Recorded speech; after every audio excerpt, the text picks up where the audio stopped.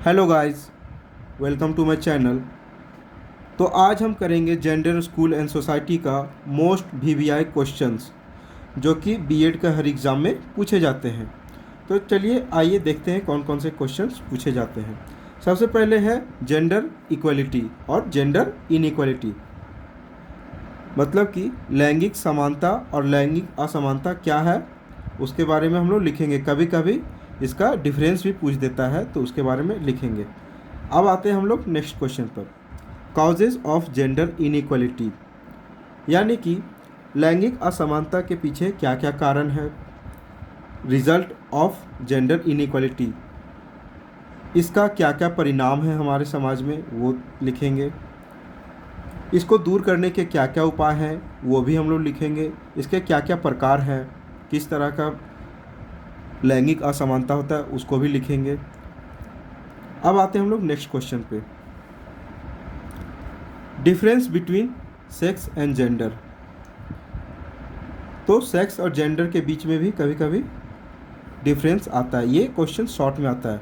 तो देखिए friends, sex एक बायोलॉजिकल कैरेक्टर है और जेंडर एक सोशोलॉजिकल कैरेक्टर है। तो इसके बारे में कुछ कुछ डिफाइन कर दीजिएगा और 2-4 पॉइंट डिफरेंस कर दीजिएगा, आपको शॉर्ट में हो जाएगा। अब आते हैं हम लोग जेंडर स्टेरियोटाइप, रूढ़िवादिता, ये है क्या। जेंडर स्टेरियोटाइप एक तरह के पूर्व से चलते आ रहा एक नियम कह सकते हैं कि जैसे लड़का है तो वो बाइक चलाएगा, वो बंदूक से खेलेगा, वो क्रिकेट खेलेगा, और लड़की है तो वो खाना बनाएगी, गुड्डा गुड़ियों से खेलेगी, ऐसा ऐसा।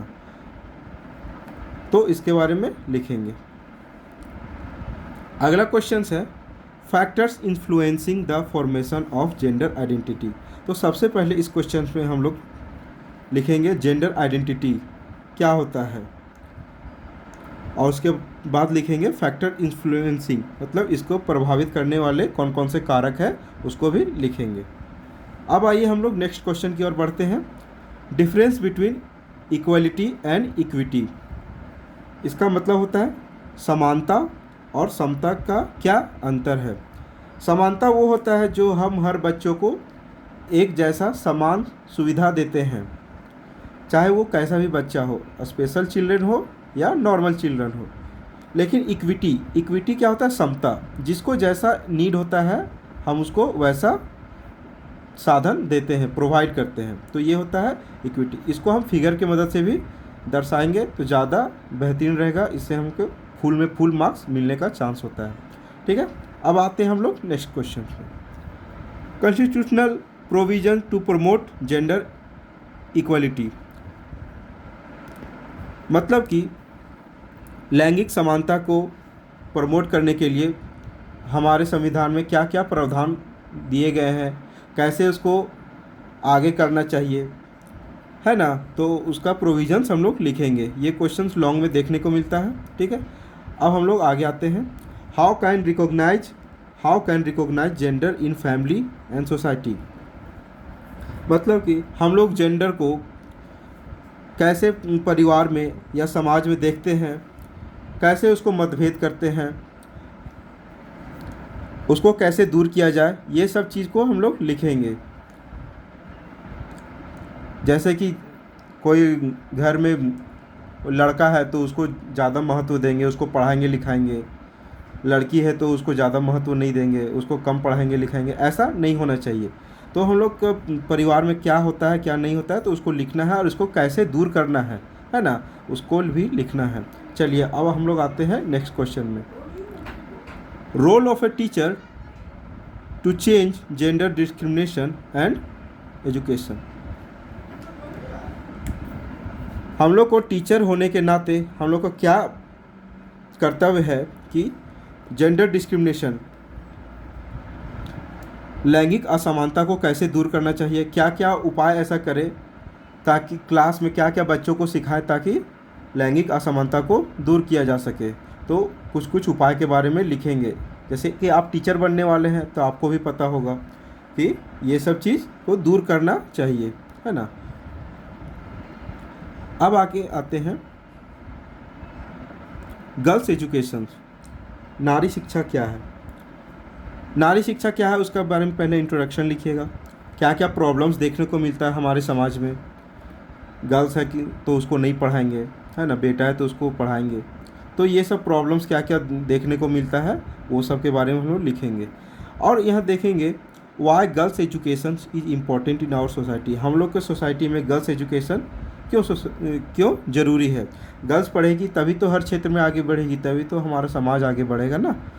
और क्या क्या हम लोग प्रावधान दे सकते हैं, क्या क्या सजेशन दे सकते हैं, उसके बारे में भी हम लोग लिखेंगे। तो आइए अब हम लोग बढ़ते हैं नेक्स्ट क्वेश्चन की ओर।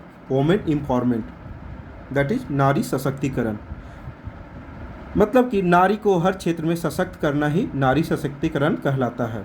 उसके बारे में पहले मीनिंग लिखेंगे, क्या होता है, उसका क्या क्या इम्पोर्टेंस है हमारे समाज में, उसका क्या क्या भूमिका है, नारी को सशक्त करने के पीछे क्या क्या फ़ायदे हैं वो लिखेंगे, कैसे नारी को सशक्त करना चाहिए, क्या क्या चीज़ अपनाना चाहिए वो सब के बारे में लिखेंगे। Role of women as a protector of environment, मतलब कि नारी हम लोग के समाज में क्या क्या भूमिका निभा सकती है, कैसे समाज को आगे बढ़ा सकती है वो लिखेंगे। नारी को हर क्षेत्र में आगे बढ़ाना चाहिए, चाहे वो शिक्षा का क्षेत्र हो, चाहे वो स्वास्थ्य का क्षेत्र हो, चाहे वो रोजगार का क्षेत्र हो, चाहे वो अधिकार का क्षेत्र हो। हर क्षेत्र में नारी को आगे बढ़ाना ही क्या है, नारी सशक्तिकरण। उम्मीद करते हैं कि आप लोग को सारी बातें समझ में आ रही होंगी। अब हम लोग आते हैं नेक्स्ट टॉपिक की ओर। लोक जुम्बिश, लोक जुम्बिश मूवमेंट ऑन एजुकेशन। लोक जुम्बिश एक आंदोलन था जो राजस्थान में चलाया गया था एजुकेशन को लेकर। वहाँ एजुकेशन पिछड़ा था तो उसको बढ़ाने के लिए एक लोक जुम्बिश आंदोलन चलाया गया था। तो ये भी कभी कभी पूछता है, तो इसके बारे में हम लोग क्या करेंगे, लिखेंगे एग्ज़ाम में। उसके क्या क्या फ़ायदे हैं लोक जुम्बिश के वो लिखेंगे। अब आते हैं हम लोग नेक्स्ट टॉपिक, सोशलाइजेशन। सोशलाइजेशन सामाजिकरण है क्या।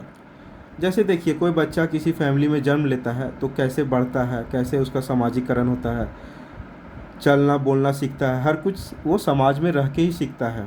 तो क्या होता है सोशलाइजेशन, उसको पहले लिखेंगे, क्या उसका मतलब होता है, क्या क्या सोशलाइजेशन का विशेषताएं होते हैं उसको लिखेंगे। प्रोसेस, क्या प्रक्रिया है सोशलाइजेशन का, कितने प्रकार होते हैं, वो सारी चीज़ें लिखेंगे। तो ये भी हमारा इम्पोर्टेंट क्वेश्चंस में आता है। ठीक है, अब आते हैं हम लोग लास्ट टॉपिक की तरफ, पैट्रियार्की, पितृसत्तात्मकता। पितृसत्तात्मकता क्या होता है दोस्त। जैसे कि कोई भी फैमिली है, हमारे समाज में क्या होता है कि पिता प्रधान होता है, मतलब घर का मुखिया ही पिता होता है, मतलब मेल मुखिया होता है। जो डिसीजन क्या करना है नहीं करना है फैमिली में सब मेल ही डिसाइड करेगा, वही पिता ही डिसाइड करेगा। तो ऐसा नहीं होना चाहिए। तो इसी के बारे में हम लोग लिखते हैं, क्या क्या उसका कैरेक्टरिस्टिक्स है, क्या क्या विशेषता है, तो उसको भी हम लोग लिखेंगे। थैंक यू दोस्त, उम्मीद करते हैं आपको सारी चीज़ें समझ में आई होंगी। अगर ये वीडियो अच्छा लगा होगा तो इसको लाइक शेयर एंड सब्सक्राइब करें और अपने दोस्तों परिवारों में शेयर करें इसको। अगर आप इतना पढ़ लेते हैं तो मैं उम्मीद करता हूँ इससे बाहर एक भी क्वेश्चन आपको नहीं पूछेगा। Thank you, bye bye.